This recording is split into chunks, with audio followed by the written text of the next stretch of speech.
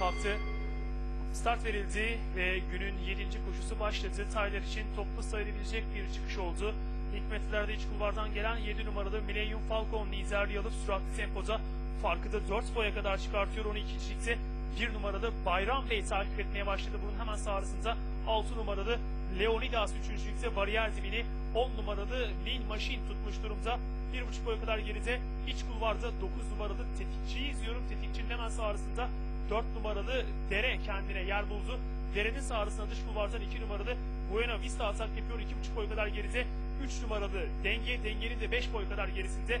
Son sırada 5 numaralı Disco Player şeklinde 1000 metre startine doğru gidiyor Taylar. 7 numaralı Millennium Falcon baştan aldığı liderliği koruyor. Fark 1,5 boy ikinciliğe.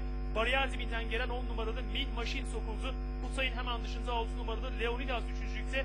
Bunun dışında 1 numaralı Bayram Bey 4.lükte. 5.liği orta kulvardan 2 numaralı Buena Vista atak yaptı. Daha sonra bariyer dibinde 4 numaralı Dere sırasıyla son 800 geçiliyor. 7 numaralı Millennium Falcon baştan aldığı liderliği koruyor. Fark 1 boy. İkincilikte orta kulvarda 6 numaralı Leonidas var. Kutay'ın yarım boy kadar içinde yine yerini korudu 10 numaralı Min Machine. Dördüncülüğe iç kulvardan 2 numaralı Buena Vista sarktı. Bu şekilde son viraj dönülmek üzere. Ve son virajda 7 numaralı Millennium Falcon 1 boy kadar önde döndü. Orta kulvardan 6 numaralı Leonidas'ın, dış kulvardan 10 numaralı Min Machine'in çabalarıyla son 400 metrede geçildi. İç kulvardaki 7 numaralı Millennium Falcon koşunun lideri. Orta kulvardan Leonidas'ın, bariyer dibinden Buena Vista'nın, en dış kulvardan 10 numaralı Min Machine'in çabaları var. Son 200'e doğru 1,5 boy kadar 7 numaralı Millennium Falcon önde, dış kulvardan 10 numaralı Min Machine'in, aralardan 2 numaralı Buena Vista'nın çabaları var.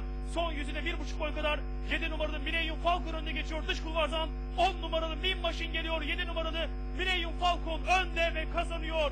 10 numaralı Min Machine ikinci oldu. 2 numaralı Buena Vista üçüncü olurken 6 numaralı Leonidas da koşudan 4. olarak ayrılıyor. Günün 7. koşusunu 7 numaralı Millennium Falcon İbrahim Hadir Ketme ile kazanıp meydandan çıkan Tay oldu.